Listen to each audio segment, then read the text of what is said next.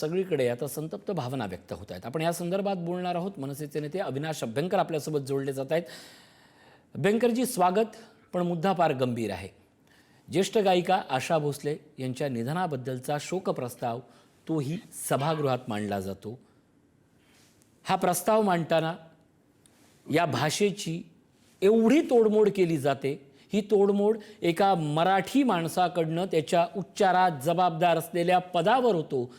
जरी ते एका मोठ्या पदावर असले तरी प्रत्येक मराठी मनाची भावना ही राज ठाकरेंच्या बोलण्यात दिसली। त्याही पेक्षा उद्विग्न भावना ही प्रत्येक मराठी मनात असेल। तुमच्या काय भावना आहेत? नाही, सर्वप्रथम तुम्हाला एक गोष्ट सांगतो। काल जे काय मराठीचं निधन झालेलं आहे तिकडे, त्याबद्दल मी शोक व्यक्त करतो। आणि तुम्ही सन्मान्य राजसाहेबांची जर संपूर्ण ती आता वाचून दाखवली तर तुम्हाला दिसेल की सध्या महाराष्ट्राचं राजकारण हे फक्त राजकारण आहे। त्याच्यामध्ये श्रद्धांजली असेल किंवा इतर गोष्टी असतील त्या फक्त नावापुरत्या असतात। काय झालंय, एवढ्या मोठ्या प्रदेशाचं, महाराष्ट्राचं महत्वाचं पद ज्यांच्याकडे आहे, नुसतं सुशिक्षित असून चालत नाही, वाचनही यायला लागतं। मी आता ऐकत होतो, जोडाक्षर या माणसाला म्हणता येऊ नये आणि आपण अत्यंत त्या खुर्चीचा अपमान आहे। त्या खुर्चीत आपण बसता, त्याच्यात कोण कोण लोक बसून गेले ह्याचा विचार करा। अगदी शेवटचे दीप वळसे पाटील जर बघितलेत तर तुम्ही, हा अपमान, ह्या देशाची भाषावर प्रांतरचना झाली, मराठी भाषिकांचा महाराष्ट्र असा तयार झाला। 106 हुतात्म्यांनी घडवलेली मुंबई महाराष्ट्र आहे आणि त्याचे अत्यंत जबाबदार पदावर बसलेले सन्मान्य आमचे अध्यक्ष काय भाषेत काल श्रद्धांजली वाहत होते। अहो, त्यांनाही वरती कळलं नसेल की नक्की काय करतात म्हणून, कारण इतकी सुरेल शब्दांची सुंदर रचना करून गाणारी व्यक्ती आणि तिचा अशा प्रकारे झालेला, आता याला मी अपमानच म्हणेन ना, ही कुठली श्रद्धांजली होती? कशा प्रकारची श्रद्धांजली होती?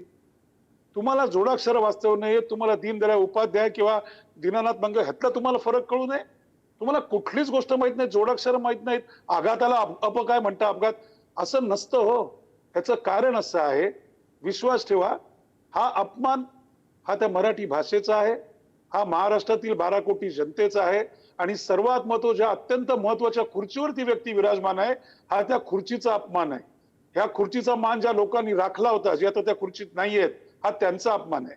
आणि माझा खास करून प्रश्न सन्माननीय एकनाथ शिंदेजींना आहे। तुम्ही स्वतःला सांगता की मी बाळासाहेबांचे संस्कार माझ्याकडे घेऊन मी पुढे जातो, मी जे काय तो उठाव केला, चला सगळं मान्य। तुम्हाला असं वाटलं नाही की एका तरी वाक्याचा निषेध नोंदवावा म्हणून, एका तरी वाक्यात त्यांना समज द्यावी म्हणून, किंवा ते आज पुढे आले का? कारण काय, तर मी समजू शकतो एवढं जड काम आहे की हवेतनं विमानं उडवून त्यांना खासदार परत आणायचे आहेत, त्यांचे प्रवेश करून घ्यायचे आहेत। जे खासदार शिवसेनेला पाडून जिंकून आलेत त्या विधान परिषदेमध्ये, त्यांना स्पेशल चार्टर्ड फ्लाईट करून त्यांना मुंबईला आणायचंय। माझा पक्ष वाढवा, माझी सत्ता, मराठी भाषा कुठेही गेली तरी चालेल। एक गोष्ट सांगू इच्छितो, मराठी भाषेचा अपमान झाला, मनसे तर खपवून घेणारच नाही, परंतु तुम्हाला जर मराठी भाषा, मराठी माणूस, मराठी संस्कृती आणि मराठी संस्कार हे जर एवढे स्वस्त वाटत असतील तर या महाराष्ट्रातील जनता तुम्हाला जाब विचारल्याशिवाय स्वस्त बसणार नाही।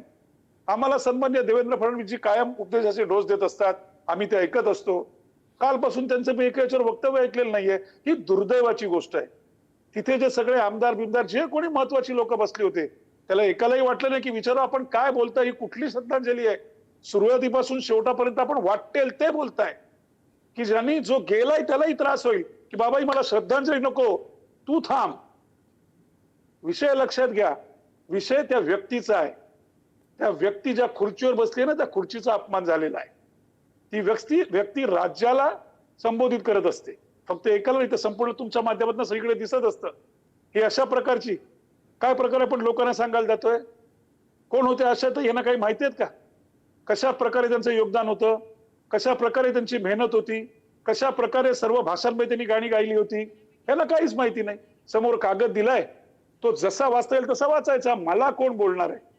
कारण मी भाजपच्याच काय म्हणतात ते त्याच त्याच्या पठडीतनं वाढलेलं आहे। माझी खास करून विनंती मुख्यमंत्र्यांना आहे, एवढे नका, मराठीच्या चिंधड्या अशा तरी उडवून देऊ नका।